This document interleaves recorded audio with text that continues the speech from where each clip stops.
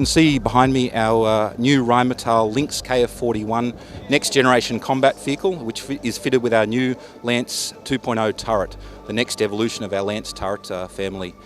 The Lynx KF41 is a highly adaptable vehicle in the 40 to 50 tonne weight class. And one of the key features is the open mechanical architectures. We talk a lot in the military vehicle world right now about open electrical and electronic architectures.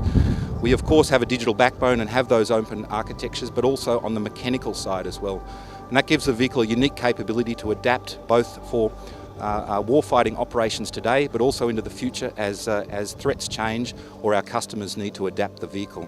And we'll show that unique capability tomorrow when we launch the command variant, and we'll reconfigure the vehicle behind me in only a matter of hours this evening, and then launch a new variant tomorrow to show that unique capability.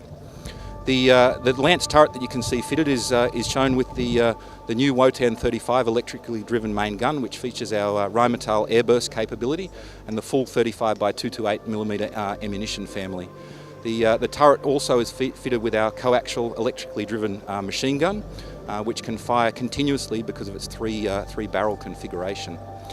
And then lastly, I guess I'd say with the Lance, it's a mature evolution of the existing Lance turret where we're providing more protection to the critical mission systems on the turret. But all the good features of the Lance turret, such as the compartmentalised ammunition and the sensor systems, including full automatic target recognition and automatic target tracking, are still fitted to the turret, providing a unique capability of very short cycle times for engagement on the battlefield, which really gives us a disproportionate effect out of one vehicle. So we've got some very interested customers right now.